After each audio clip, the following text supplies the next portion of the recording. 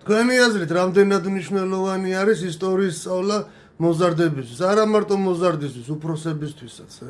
მით უმეტეს საკუთარი ქვეყნის ისტორიის. ახლა ამას რატო გეკითხებით, იცით? ჩემი ცხოვრების განმავლობაში მსმენი ესეთი რაღაც, რა დროს ისტორია და რა თუნდა ისტორია, მილიონი ტყუილი წერია, ვინ რა მიჯღაპნა, მოჯღაპნა, რასაც ეთყოდნენ იმას დაწერდა და ასე შემდეგ, ასე შემდეგ რა. მათ მინდა უპასუხო ილიას სიტყვები და მოკლედ. ერის გახსნა და დამხობა იწყება მაშინ, როდესაც იგი ივიწყებს საკუთარ ისტორიას, საკუთარ წარსულს. ეს მე მოკლედ დავთქვი, ძალიან მაგრად უწერია გაეცანით რა. ჩვენ ახლა ისტორია ვიცოდეთ. არა მარტო ჩვენი ქვეყნის სოფლიო ისტორიაზე. ჩვენ ამ დღეში კი არ ვიქნებოდეთ, ახლა როგორც ვართ, სადაც დაგვიტკაცუნებენ იქით რომ დავრბივარ და გამორბივარ. ისტორია გვეხმარება ასევე რაციონალურ აზროვნებაში, გონებას ავარჯიშებს და მოვლენებს სხვა თვალით ხედავ.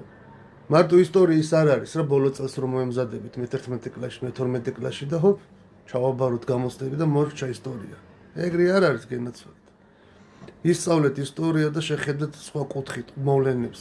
რატომ ხდება, რისთვის ხდება, რა ინტერესებია. ამ ყველაფერს ნელ-ნელა აგიხსნა.